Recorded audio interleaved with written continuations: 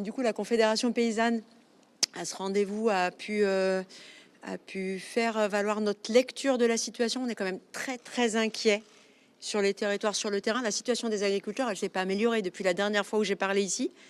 Elle s'est absolument pas améliorée. C'était en janvier ou février dernier. Voilà, depuis un an, il y a encore et toujours des fermes qui disparaissent.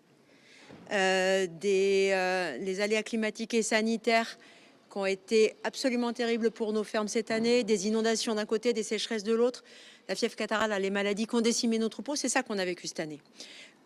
Et on a du coup expliqué au nouveau Premier ministre combien la situation était difficile, combien il y avait des grandes disparités au sein du monde agricole français et qu'on a besoin, l'immense majorité des agriculteurs a besoin d'entendre, d'avoir des signaux forts et d'avoir des actes forts de la part de ce gouvernement.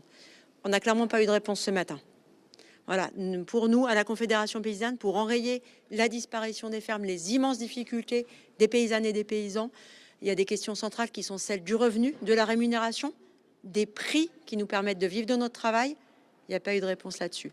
Une protection face aux aléas climatiques et sanitaires, à pouvoir engager des transmissions, des changements de pratiques sur nos fermes. L'immense majorité des agriculteurs sont prêts à faire ça.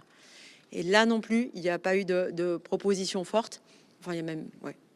Voilà, il n'y a pas eu de proposition, pas de réponse sur ces sujets.